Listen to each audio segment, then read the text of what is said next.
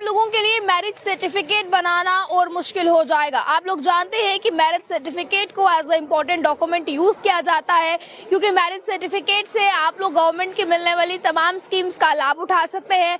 Marriage certificate से आप लोग जो है वो गवर्नमेंट की मिलने वाली स्कीम्स का ही लाभ नहीं उठा सकते, बल्कि इसके अलावा भी अगर आप लोग जॉइंट अकाउंट खुलवाना चाहते हैं, बीमा पॉलिसी करवाना चाहते हैं, अपना पासपोर्ट चेंज करवाना चाहते हैं, और सबसे बड़ी बात ये कि अगर लड़की शादी के बाद अपना सरनेम चेंज करवाना चाहती है तो उसके लिए भी मैरिज सर्टिफिकेट जो है वो जरूरी है। इसके बाद अगर डाइवोर्स की अर्जी आप लगाना चाहते हैं तो उसके लिए भी मैरिज सर्टिफिकेट जो है वो जरूरी है। और इसी के साथ साथ अगर सिंगल मदर है और वो जो है कुछ फायदे सरकार की तरफ से दिए जा रहे उठाना चाहती है तो उसके लिए भी मैरिज सर्टिफिकेट जरूरी है। और इसी के साथ अगर आप जो है वो डाइवोर्स के बाद वुमेन्स जो है वो जॉब में रिजर्वेशन चाहती हैं, उनके लिए भी जो है वो मैरिज सर्टिफिकेट जरूरी है। इसके लिए अभी फिलहाल आपको बता दें कि अगर मैरिज सर्टिफिकेट जो है वो फिलहाल जरूरी हो चुका है, पर अब आप मैरिज सर्टिफिकेट नहीं बनवा पाएंगे क्योंकि कुछ नियमों को बदल दिया है। और वो नियम क्या बदले गए हैं मैं सबसे पहले आपको बता दूं। अब गवर्नमेंट ने इसको लेकर एक एडवाइजरी जारी कर दी है। दरअसल सरकारों ने मैरिज सर्टिफिकेट बनाने को लेकर जो एडवाइजरी जारी की है, इसमें उन्होंने कहा है कि न्यूली वेड कपल को अब मैरिज सर्टिफिकेट बनाने के लिए दहेज का भी विवरण यानी कि एक्सप्लेनेशन देनी होगी।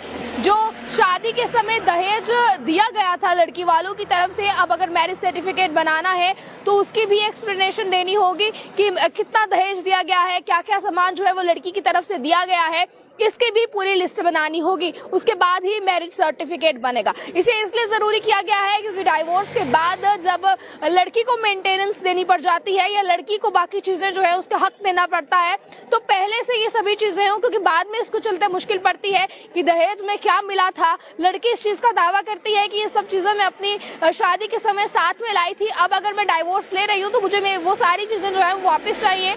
और कई केसेस में ऐसा देखा गया है कि लड़के पक्ष के लोग इस चीज के लिए मुकर जाते हैं कि ये सब चीजें जो है वो तुम्हारे दहेज में नहीं आई थी।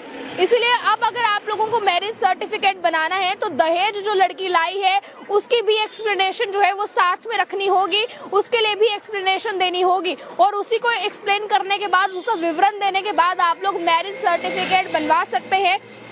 और इसी के साथ आपको मैं बता दूं, फिलहाल गवर्नमेंट ने इस चीज को, इस एडवाइजरी को जरूरी कर दिया है। हालांकि अभी फिलहाल उत्तर प्रदेश की मैं बात करूं तो इस चीज को जरूरी किया गया है, पर अब सवाल इस चीज पर है कि क्या बाकी इलाकों में भी इस तरह के केसेस को रोकने के लिए, मैरिज सर्टिफिकेट बनवाने के लिए कुछ एडवाइजरीज जैसे कि उत्तर प्रदेश में जरूरी की गई है, क्या बाकी के इलाकों में भी जरूरी की जाएंगी, क्या जम्मू कश्मीर में भी जरूरी की जाएंगी।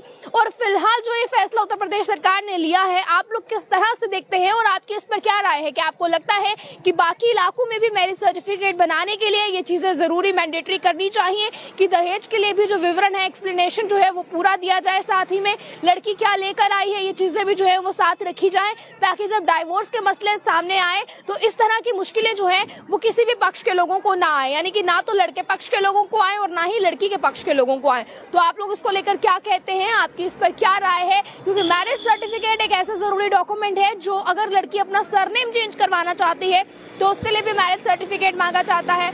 अगर आप दोनों जॉइंट अकाउंट खुलवाना चाहते हैं किसी भी बैंक में तो उसके लिए भी मैरिज सर्टिफिकेट जो है वो मांगा जाता है। तो आप लोग इस चीज को लेकर क्या कहते हैं, आपकी इस पर क्या राय है? आप लोग अपनी राय को जरूर रखिएगा कमेंट बॉक्स में, ताकि ये पता चल सके कि उत्तर प्रदेश सरकार की तरफ से सामने लाई गई इस एडवाइजरी को आप किस तरह से देखते हैं, और क्या आप ये चाहते हैं कि आपके राज्य में या केंद्र शासित प्रदेश में ये एडवाइजरी लागू हो, ये नियम जो है वो लागू हो। अपनी राय को रखिएगा कमेंट बॉक्स में। देखते रहे आप पॉलिटाइम्स। कैमरा पर्सन को दीजिए इजाजत। जय हिंद।